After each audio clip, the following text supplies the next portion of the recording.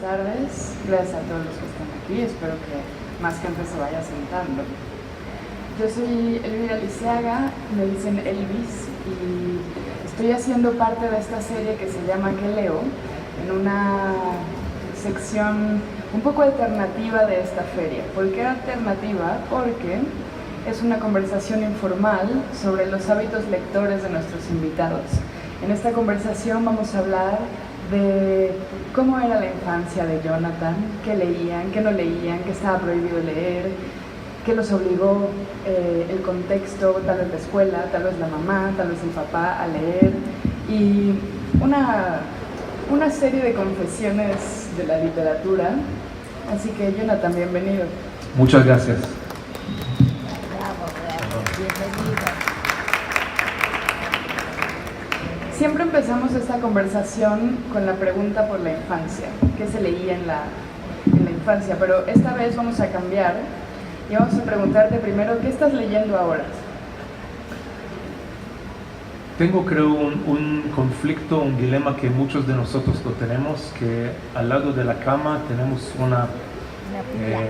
un estanque de libros, ¿no?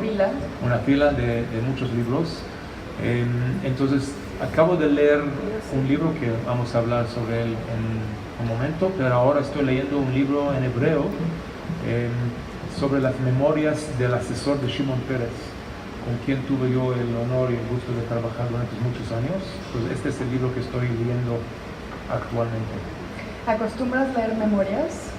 A mí me encanta, la verdad que yo diría que si bien empecé con aventuras y libros que yo leí en la infancia, siempre tuve una muy gran admiración y atracción a las biografías, a las novelas históricas. La mayoría de los libros que leo no son ficción, sino son biografías o historias. ¿Y qué otros libros hay en tu pila sobre el buró? Bueno, hay un libro que ha sido traducido a español de un escritor mexicano muy conocido, Azuela, me parece, La gente de abajo. Los de abajo. Los de abajo, que tengo ahí en la fila. Tengo un libro que me pareció muy interesante, dos libros que salieron últimamente aquí en México. Espero llegar a leerlos antes que termine mi gestión, pero uno es sobre Iturbide, el segundo emperador, digamos, de México, y uno sobre Moctezuma, que me pareció también muy interesante, justamente porque son historias reales, relevantes, y tengo una gran admiración hacia ese tipo de libros, ¿no? O sea que te estás, digamos, acercando o profundizando en tu conocimiento de la historia de México, porque estos tres libros te llevan a diferentes momentos de nuestra historia. Los de abajo, por ejemplo, es un clásico que a todos los mexicanos nos hicieron leer, yo creo que en la primaria, si no es que en la secundaria. Bueno, estoy en primaria. Es un libro sexto de primaria. Sí, primaria, secundaria, finales por ahí, ya cuando uno tiene uso de razón y es capaz de comprender la Revolución Mexicana ya con sus conflictos verdaderos, ¿no? Entonces, esa es una novela, ¿no? Entre todas las no ficciones que estás leyendo. ¿Y cómo fue, ahora sí, esos primeros acercamientos con la literatura? Cuando eras niño, creciste en una casa con muchos libros, con pocos libros, ¿fue una decisión más bien personal? ¿Fue algo que te heredaron en la familia, en la escuela? Yo crecí en una familia muy lectora, o sea, de mucha literatura, de mucha música clásica. Perdí el camino en algún momento y fui a la música más popular. Mis padres son aficionados de la música clásica y de la ópera, pero yo empecé a leer, creo que como muchos chicos, estas novelas, aventuras en lo que era en su momento, en mi tiempo, muy popular, de Enid Blyton. Creo que se llamaban Los Famosos Cinco, no sé si han sido traducidos a español o no. Son Los Famosos Cinco y Los Secret Seven. O sea, yo soy bilingüe. Yo crecí en una familia hablando inglés e hebreo, entonces leí ese tipo de libros a los 6 años, creo que más o menos 7 años a lo mejor empecé a interesarme en ese tipo de libros. Pero poco a poco tuve una atracción más y más. Por ejemplo, me acuerdo haber visto en el año 1960 y, bueno, no quiero equivocarme, no, perdón, 70 o 70, los 3 astronautas del Apolo 11 vinieron a visitar. Yo vivía en aquel entonces en Alemania con mis padres y vinieron los 3 astronautas, Neil Armstrong, Buzz Aldrin y Michael Collins. Y yo tenía, bueno, no voy a revelar cuántos años, pero era yo un chico. Y ahí empezó una fascinación para lo que es el espacio, para lo que es la aviación. Entonces ahí empecé a leer libros sobre Apolo 11, todo el proyecto de Apolo, el proyecto de Mercury.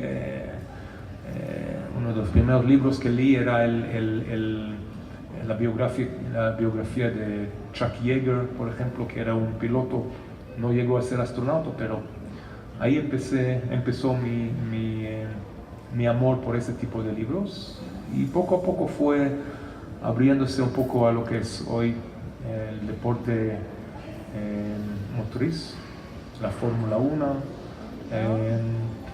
y poco a poco fui poniéndome un poco más serio y ya leer un poco biografías de presidentes. Acabo de leer ahora una biografía muy interesante de Elon Musk. En alguna manera SpaceX vuelve a lo mejor a donde yo empecé, ¿no? Que él está hablando de ahora habitar a Marte, y con todo su proyecto de misiles, o de cohetes, perdón, y de los autos eléctricas. Entonces esto es lo que, digamos, yo leo en mi tiempo libre cuando tengo.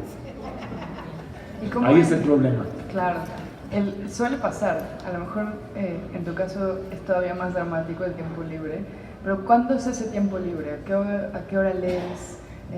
¿Eres el tipo de persona que lee antes de dormir, en los aviones, en el coche?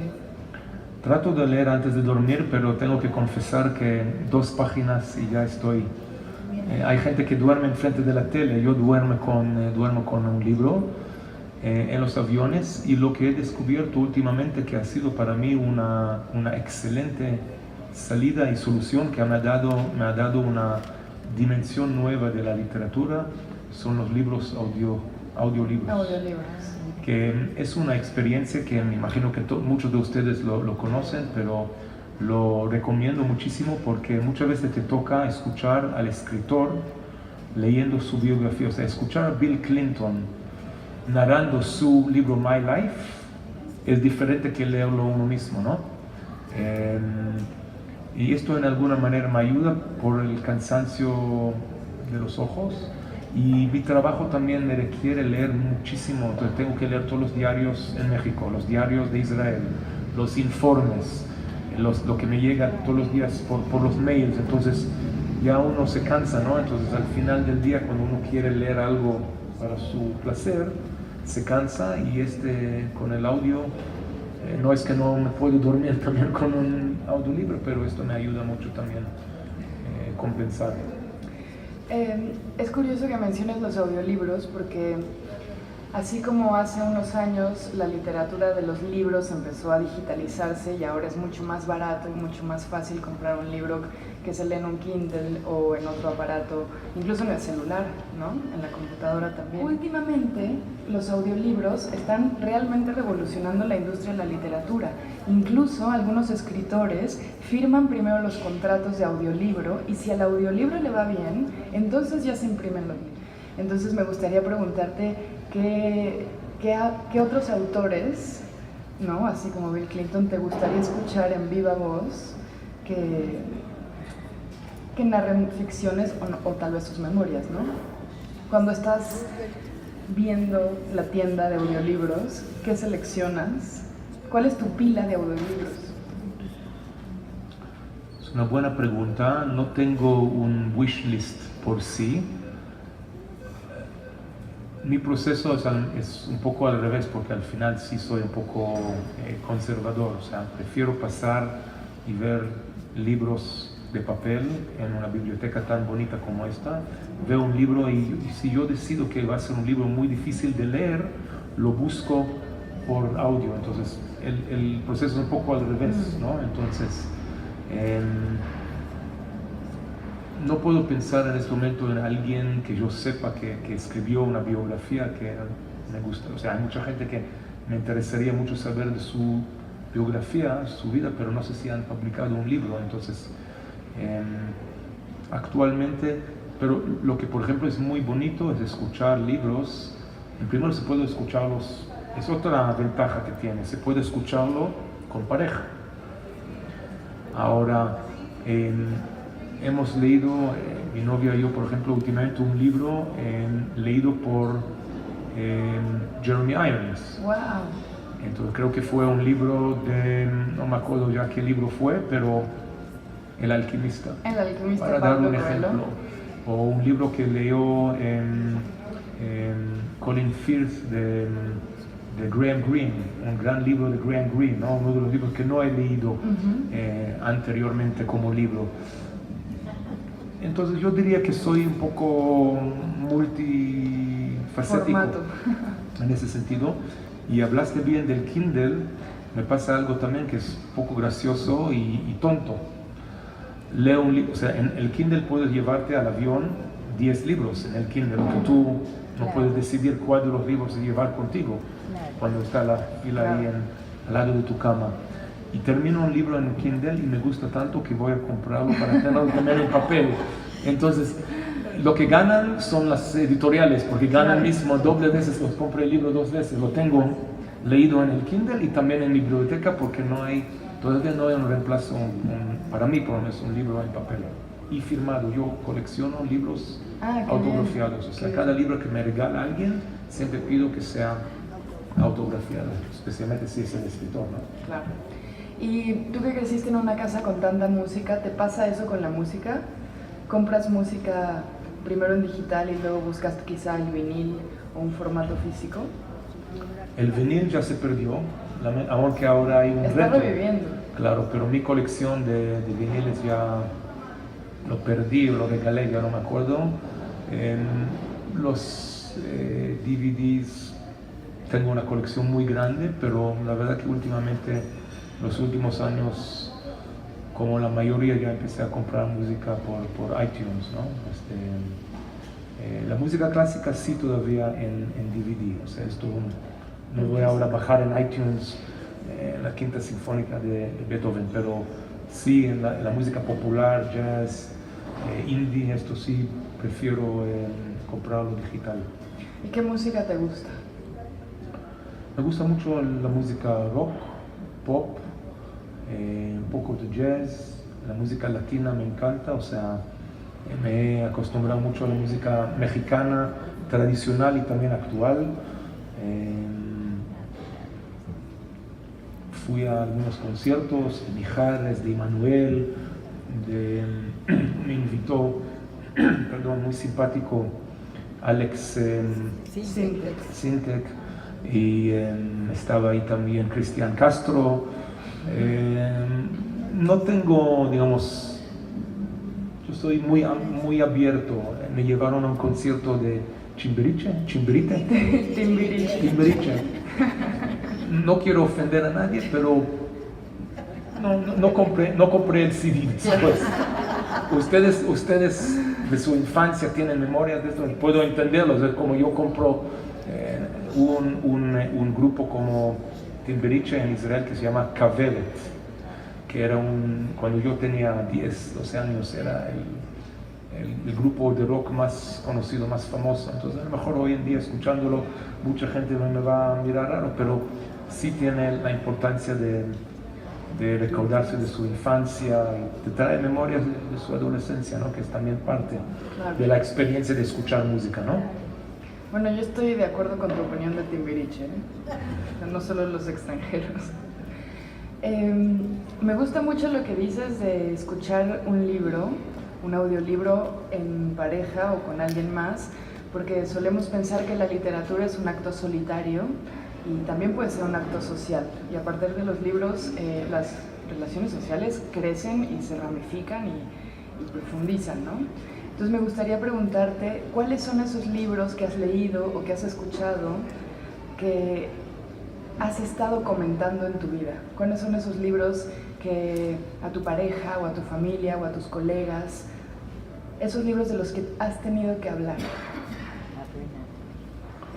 En una manera quizás un poco rara, son los libros que no lo he escuchado en pareja, ¿no? Por una u otra razón. Claro. A lo mejor porque no lo he escuchado en pareja, entonces tú tienes más ganas de contarlo o compartirlo con alguien.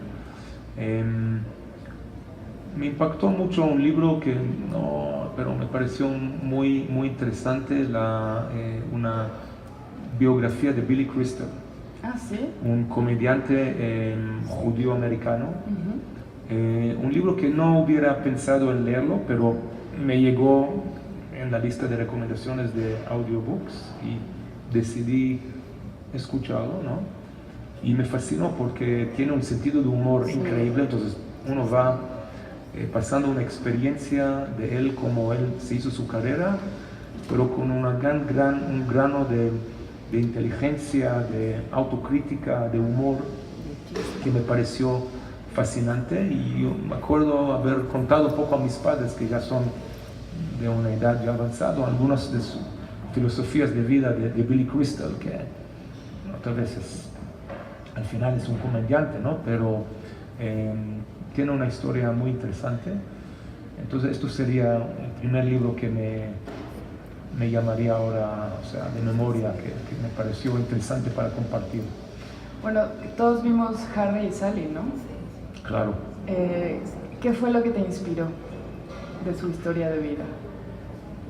La manera como él creció, de un chico judío en Bronx, en Nueva York, y como él insistió, porque en su época, primero había en Estados Unidos, aún en aquel momentos, una discriminación contra judíos, como discriminación contra afroamericanos. Uno de sus mejores amigos, es muy interesante cómo se hizo amigo, era Muhammad Ali, Cassius Clay. Pero me pareció muy interesante cómo él luchó tener un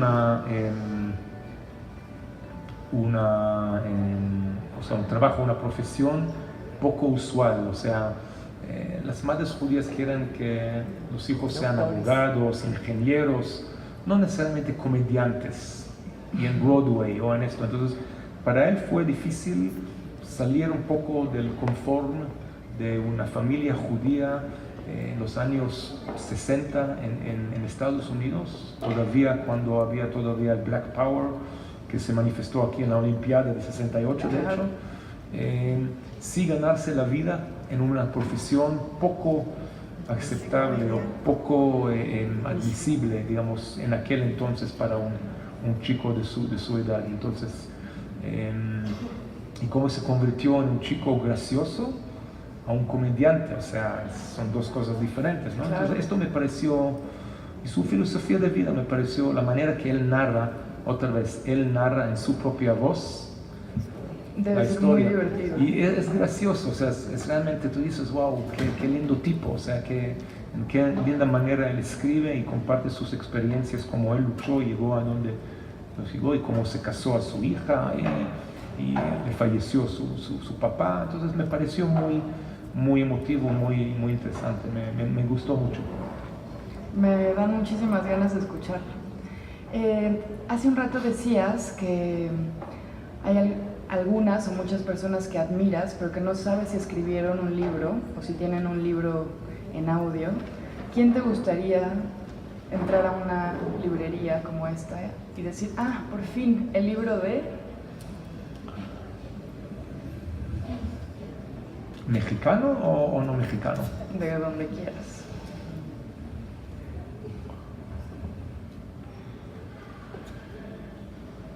El problema es que me gustaría que sea alguien más contemporáneo y no tanto histórico, ¿no? O sea,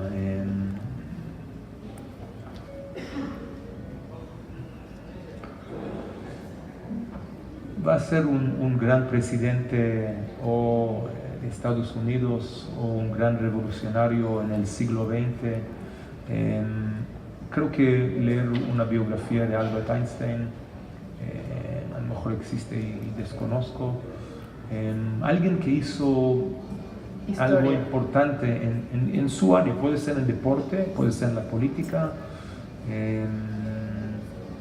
Estos serían los dos, digamos, espacio, deporte, política. Estos serían, digamos, para mí las tres áreas preferibles. Pero uno solamente pasando en una librería encuentra cosas que... Mira, el último libro, que no hablamos de esto, me llegó por casualidad, ¿no? Viéndolo en la biblioteca, se llama Nacidos para correr, ¿no? Un tema, no sé, a mí me gusta un poco correr, sufro corriendo, pero vi la tapa, vi que estaba hablando de las Tarahumara. Entonces dijo, mira, aquí ya hay otra conexión, estoy viviendo en México, estuve en las Barrancas del Cobre, sé un poco de Tarahumara, hay una calle Tarahumara al lado de la sierra donde yo vivo. ¿Por qué no voy a leerlo? Y descubrí todo un mundo sobre un escritor americano que le gusta correr, que fue a ver un poco la tradición de correr de las Tarahumara, ¿no? Entonces también esto me fascinó y me abrió otra... O sea, ¿y qué fue lo que otra descubrió? dimensión. Bueno, descubrió cómo es que ellos corren tan bien y cómo lo corren y cómo lo ven, no en tema de competitividad, sino como evolución. Y trataron de invitar a los Tarahumara a participar en estos mega maratones, ¿no? Para ver si pueden competir. Y en algunos podían ganar y en algunos, por distintas razones, por falta de competitividad, no ganaron, ¿no?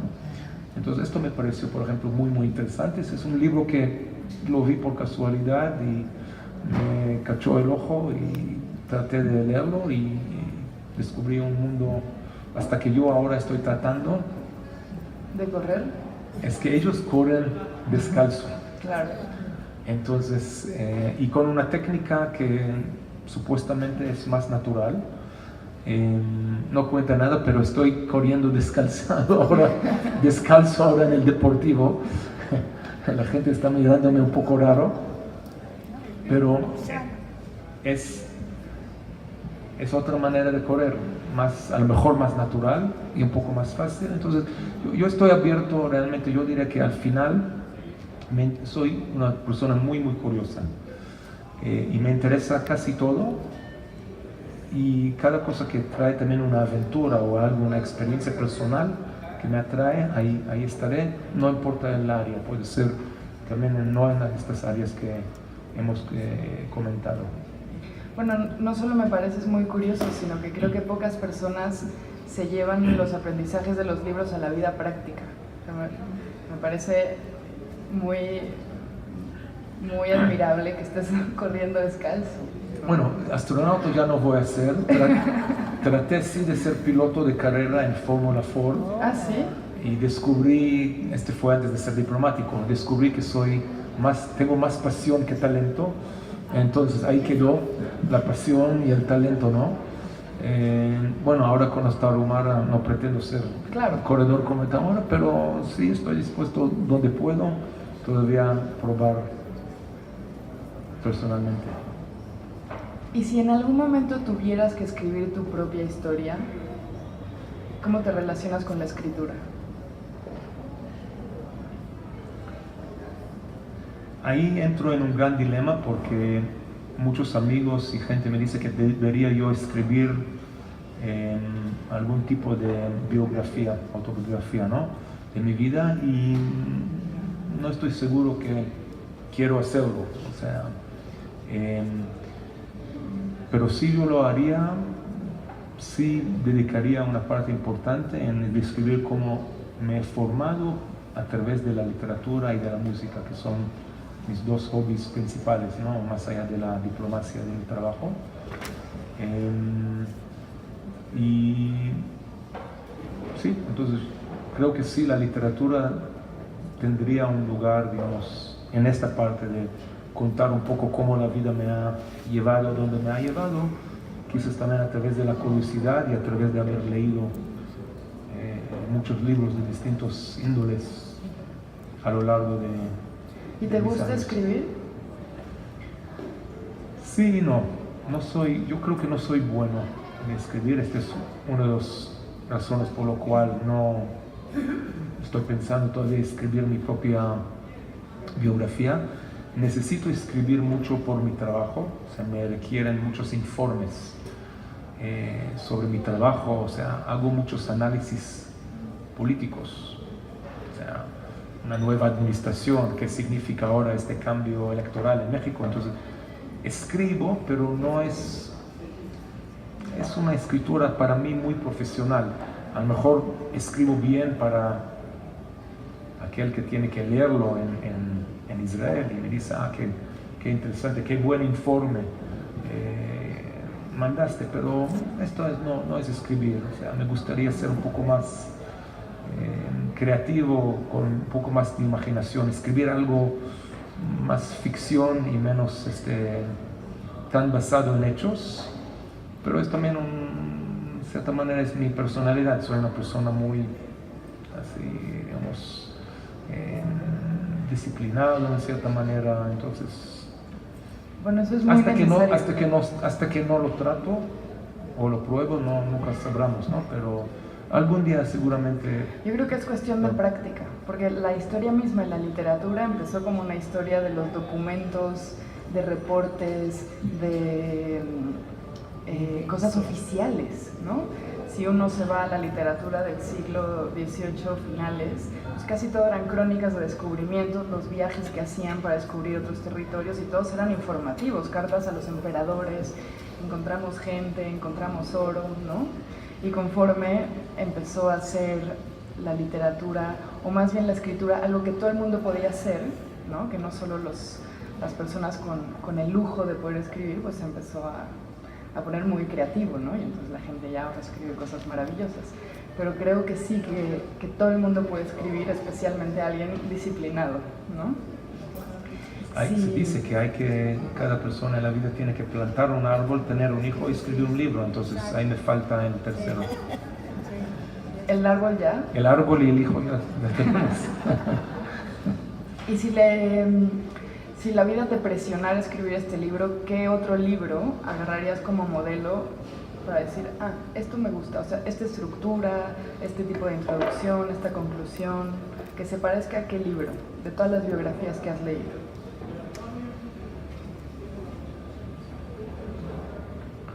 Es una buena pregunta. No tengo muy claro fijo quién. Debería pasar a ver un poco de las biografías, pero no tengo un ejemplo, un modelo claro. Por eso estoy tan lejos de escribir mi propio libro, ¿no? No empecé a hacer mis deberes, ¿no? Pero es una buena pregunta, debería pensarlo más. Estaba pensando en un libro que no sé si han leído, que se llama Apegos Feroces. Es una estructura de novela, pero es un libro de memorias de una mujer judía del Bronx también, que se rebeló un poco hacia lo que su madre quería de ella y se hizo periodista. Y acabó terminó reportando para el Village Voice, este periódico que justo ahora está dejando de existir en Nueva York, es una pena, pero que era un semanario de papel muy barato que se encuentra en todas las esquinas de Nueva York, que se llama The Village Voice, claro, que se hace en el Village. Y ella reportó el feminismo en su momento, ¿no? En los 70 en Nueva York, cuando estaba explotando y cuando estaba en el coletazo del Flower Power de los 60. Y es una novela que, como ya digo, no es una novela, pero parecería que es una novela que es increíble, porque es la madre y hijas judías peleando toda la novela. Todo el libro están discutiendo y es maravilloso porque todas estas discusiones son amorosas, ¿no? O sea, son formas del amor, y uno se da cuenta cómo a través del humor de la narradora el amor por la madre es, pues a veces el desacuerdo, ¿no? Entonces se los recomiendo mucho, debe estar por aquí. ¿En inglés o en español? Está en inglés se publicó hace 30 años, se llama Fierce Attachments. Fierce Attachments. Y en español llegó este año a México y se llama Apegos Feroces y es maravilloso. Y también es una historia muy, como creo que te gustaría a ti, ¿no? Hay mucho de inspirador, de luchar contra un contexto económico también que no necesariamente favorece que uno sea profesionista, ¿no? En lo que ha de decidir. Creo que podríamos abrir el micrófono, a ver si alguien del público quisiera hacerte otro tipo de preguntas. ¿Alguien quiere hacerle una pregunta a Jonathan? Yo le quiero hacer una sugerencia, que lea de Martín Moreno. Ajá. La trilogía es histórica de los presidentes y de muchos, de Maximiliano, de todos. Es muy interesante. Y él es historiador. Con gusto. Sí, es excelente para entender México. Sí. Sí. Martín Moreno. Cuando acabes tu pila de historia de México. Sí. Vale la pena que lo lean. Y no hay yo creo que en audiolibros, me parece. Puede ser. En México no hay tantos audiolibros todavía, pero yo creo que sí lo hay. En cualquier ese momento. Sí, porque yo la había comprado para ese sí. Para mi marido.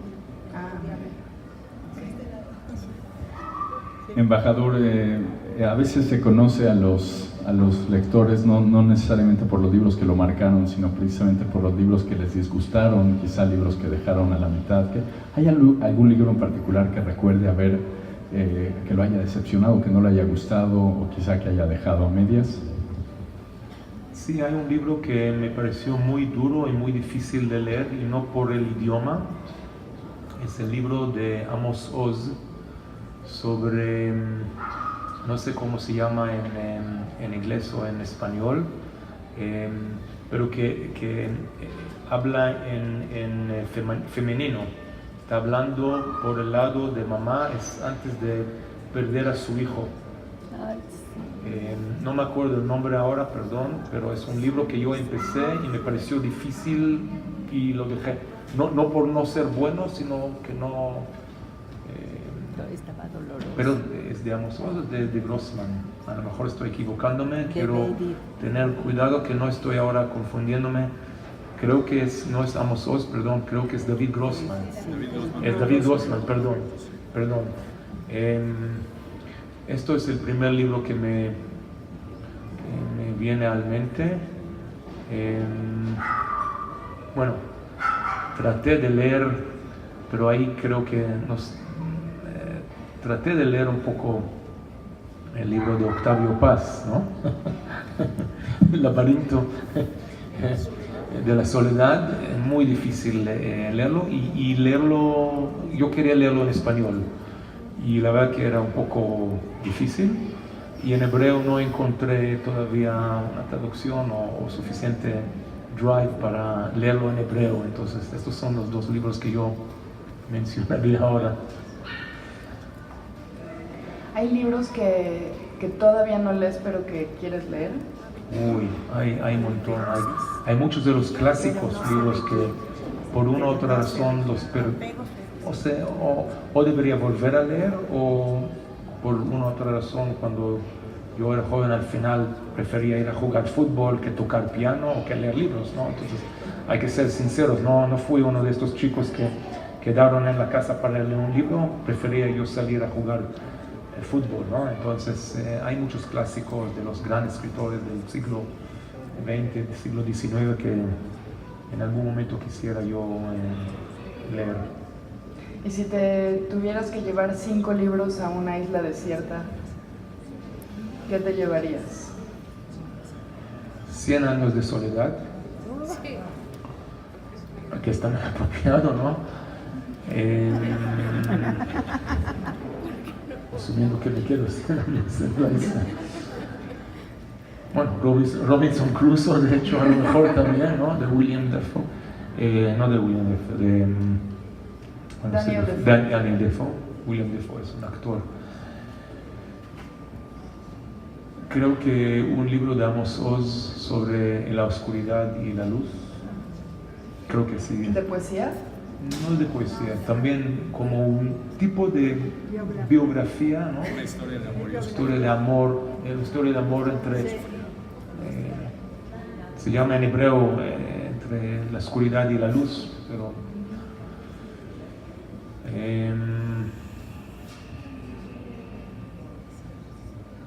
bueno, creo que la Biblia siempre debería estar ahí. Y el quinto,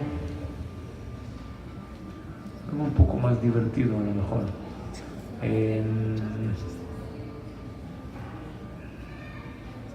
No sé, debería pensar en el quinto.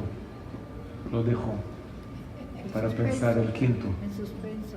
El próximo año nos dices. Sí. ¿Alguien tiene otra pregunta? Hay libros que hemos leído numerosas veces. ¿Hay algún libro en particular que usted haya leído varias veces porque le agrada, porque le encanta ese libro? Sí, nada más que pensar cuál fue últimamente, pero sí había libros que he leído, y son más los libros clásicos. O sea, he leído más de una vez a Paz y Guerra y Paz de Dostoevsky. He leído más de una vez uno de los libros de, ¿cómo se llama ahora? La escritora de Jane Austen. He leído más de una vez una de sus novelas.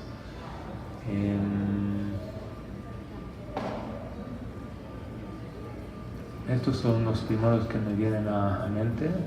Debería pensar. En general, casi no, o sea, no repito muchas veces un libro por falta de tiempo y por tanto que me queda todavía para leer, ¿no? Lo mismo con películas. No suelo ir a ver una película en el cine que ya he visto, a no ser que es muy buena, ¿no? Entonces, o sea, hay una película que sí he visto muchas veces y no es Rocky Horror Picture Show, ¿no? Pero Good Morning Vietnam. No sé por qué, a lo mejor porque Robin Williams hizo ahí una actuación fabulosa y me pareció una comedia, pero también seria, tenía ahí una... Entonces, esto es una película que sí, por ejemplo, vi 3 veces, pero es una excepción. Normalmente no pasa mucho a menudo que yo leo o veo algo más de la primera vez. ¿Alguien más? Buenas tardes, señor. Una pregunta, aparte de libros religiosos que le haya marcado, independientemente del judaísmo, de alguna otra religión que usted haya leído.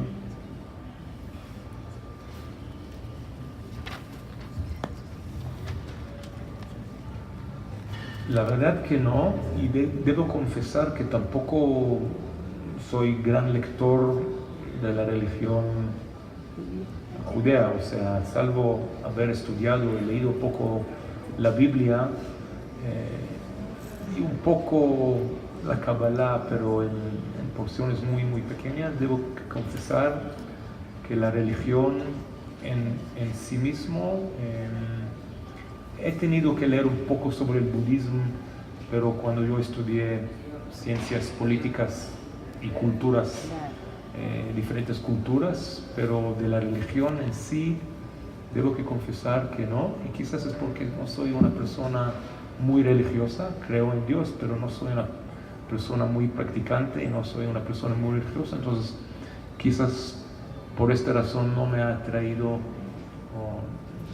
a leer libros sobre la religión ninguna. Gracias. Acá tenemos otra pregunta.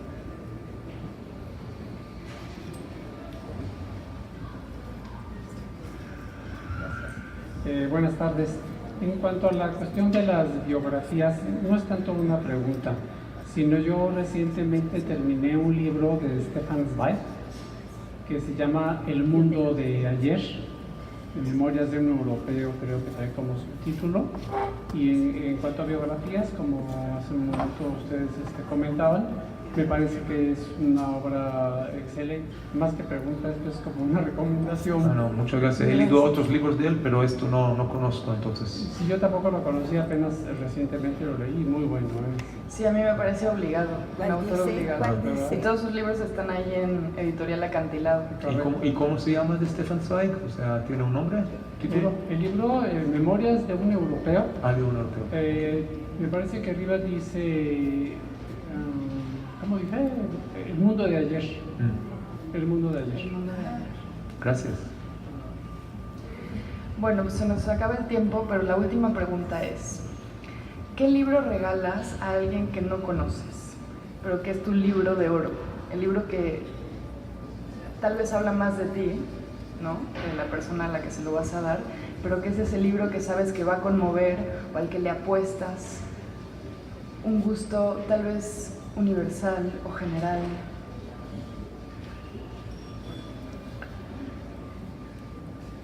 No tengo un libro específico, pero sí sería de un autor israelí, sería o de Amos Oz, o de David Grossman, o de Shalev, ese me fue su nombre, Meir Shalev. Más que todo porque quiero también introducir a gente, no solamente no israelí, sino también israelí, a ver la riqueza de la literatura israelí moderna. O sea, no de Shalom Aleichem y no tampoco del premio Nobel Bashevis Singer, sino de esta ahora generación de escritores, bueno, ya no son tan jóvenes, pero de la literatura israelí después de la independencia de Israel, o sea, la Israel moderna, los nuevos clásicos, sí. Entonces yo creo que esto sería uno de ellos. Y siempre busco también un libro muy particular del país donde yo vivía. Entonces en Argentina, por ejemplo, fue Martín Fierro. Aquí a lo mejor va a ser El laberinto de la soledad. Entonces sí traería yo a gente, si ahora visito a Israel, yo traería ahora un libro emblemático de Carlos Fuentes de México a amigos israelíes y viceversa. Otra recomendación es Edgar Keret. Cierto. Yo creo que va a ser un nuevo clásico. Me encanta. Sí, también. Y Edgar Keret yo creo que está en esa mesa, está en sexto piso. Y ahora justo sacaron una especie de colección de memorias, un poco también, personales. y es en caricaturas, ¿no? También, Sí, o sea, es un también. libro muy diferente, ¿no? Muy diferente. Ok, pues muchas gracias. No, muchas gracias. Gracias por la a todos por invitación. venir.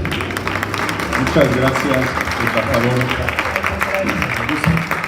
Le hacemos entrega, embajador, muchas gracias de un reconocimiento, gracias por habernos acompañado en este evento, gracias también a Elvira Liceaga por la charla con el embajador Jonathan Peled, embajador del Estado de Israel en México, acerca de qué está leyendo.